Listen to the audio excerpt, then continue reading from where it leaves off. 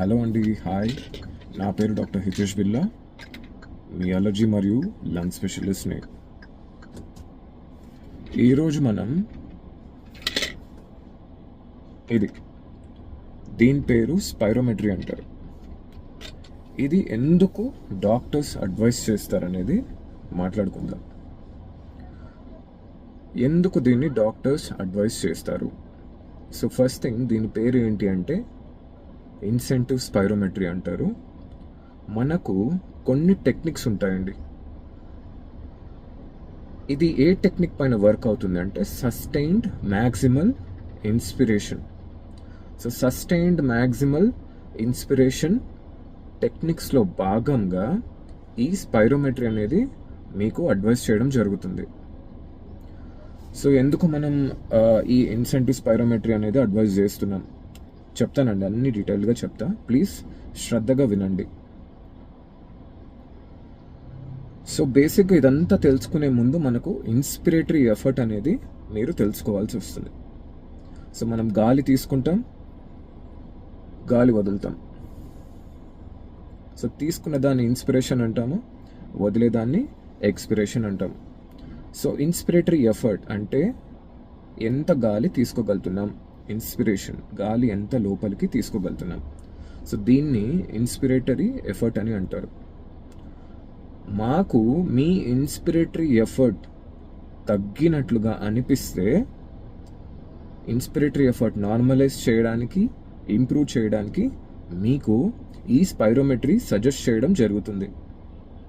ఎందుకు మీ inspiratory effort మేము improve చేయాలి చెప్తాను.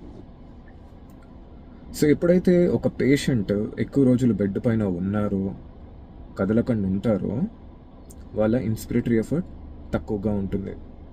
షాలో బ్రెత్స్ తీసుకుంటూ ఉంటారు, షాలో బ్రెత్స్. అలాగే న్యూరోమస్కులర్ వీక్నెస్, ఈ చెస్ట్ మజిల్స్ ఈ వీక్నెస్ ఏవైతే ఉంటుందో వాళ్ళు కూడా షాలో బ్రెత్స్ అంటే తక్కువ ఇన్స్పిరేటరీ ఎఫర్ట్ అనేది ఉంటుంది. ఇంకా మోస్ట్ కామన్గా మనం చూసుకున్నట్లుగా అయితే ఈ చెస్ట్ సర్జరీస్ ఏవైతే ఉంటాయో ఆర్ అబ్డామెన్ సర్జరీస్, ఇవి అయిన తర్వాత ఈ నొప్పి ఉండటం వల్ల షాలో బ్రెత్స్ అంటే తక్కువ ఇన్స్పిరేటరీ ఎఫర్ట్తో బ్రీతింగ్ తీసుకుంటూ ఉంటారు. సో ఏమవుతుంది అన్నీ చెప్తాను వినండి. గాలి మంచిగా తీసుకుంటున్నారు అంటే గుడ్ ఇన్స్పిరేటరీ ఎఫర్ట్ ఉన్నప్పుడు మంచిగా గాలి తీసుకుంటున్నారు. సో గాలి అనేది లంగ్స్ మొత్తం వెళ్తుంది. మెయిన్గా ఇక్కడ నేను మాట్లాడాల్సింది డిపెండెంట్ ఆల్వియోలై గురించి నేను మాట్లాడతాను. డిపెండెంట్ ఆల్వియోలై అంటే ఏంటి అంటే గ్రావిటీ అంటే లంగ్ బేసెస్లో ఉంటాయి. ఏంటి దీని సిగ్నిఫికెన్స్?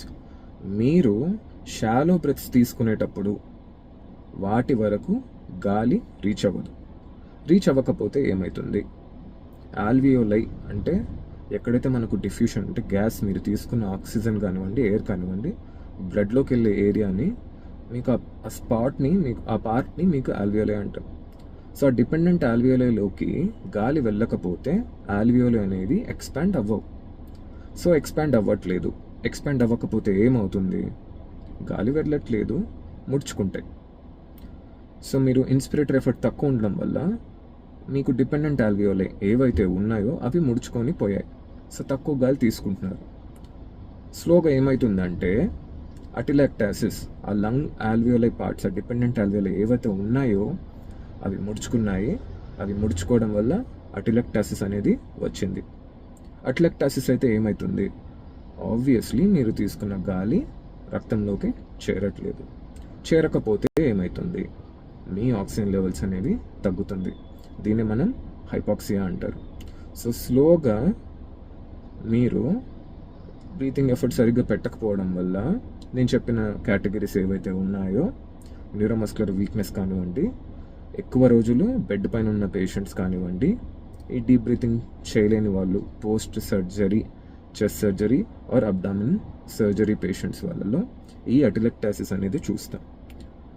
సో డీప్ బ్రీతింగ్ చేయడం వల్ల ఏమవుతుంది అంటే గాలి అనేది ఈ డిపెండెంట్ ఆల్వియోలైలోకి వెళ్తుంది. సో ఆల్వియోలై అనేది డిపెండెంట్ ఏరియాస్లో ఏవైతే ఉన్నాయో బేసెస్లో అవి ఎక్స్పాండ్ అవుతాయి. ఎక్స్పాండ్ అవుతున్నప్పుడు గాలి అనేది మంచిగా మీకు బ్లడ్లోకి డిఫ్యూజ్ అవుతుంది. సో వెంటిలేషన్ మంచిగా ఉంటుంది, డిఫ్యూషన్ మీకు ఆల్వియోల నుంచి రక్తంలోకి వెళ్ళే గాలి కూడా మంచిగా ఉంటుంది. సో మీరు అటిలెక్టాసిస్ అనేది అవాయిడ్ చేసుకుంటున్నారు. అటిలెక్టాసిస్ అవాయిడ్ చేయగలిగినట్లుగా అయితే హైపాక్సియా అనేది రాదు. ఇది చేయడానికి మేము మీకు ఇన్స్పిరేటరీ ఎఫర్ట్ పెంచడానికి ఈ కాంప్లికేషన్స్ ఏవైతే చెప్పానో, అటిలెక్టాసిస్, ఆక్సిజన్ లెవెల్స్ తగ్గడము, ఇది అవాయిడ్ చేయడానికి మేము మీకు ఇన్స్పిరేటరీ ఎఫర్ట్ పెంచడానికి ఇన్సెంటివ్ స్పైరోమెట్రీ అనేది చేయడం జరుగుతుంది. ఆల్రైట్ అండి, ఈ వీడియోలో మనము ఎందుకు ఇన్సెంటివ్ స్పైరోమెట్రీ చేయాలి, ఇన్స్పిరేటరీ ఎఫర్ట్ ఎలా మెయింటైన్ చేయాలనేది నేను చెప్తాను. నెక్స్ట్ వీడియోలో ఇన్సెంటివ్ స్పైరోమెట్రీ టెక్నిక్ ఎలా చేయాలి, ఎప్పుడు చేయకూడదు అనేది మీకు నేను డీటెయిల్డ్గా చెప్తాను. నా పేరు డాక్టర్ హితేష్ బిల్లా, మీ అలర్జీ మరియు లంగ్ స్పెషలిస్ట్ని. బాయ్.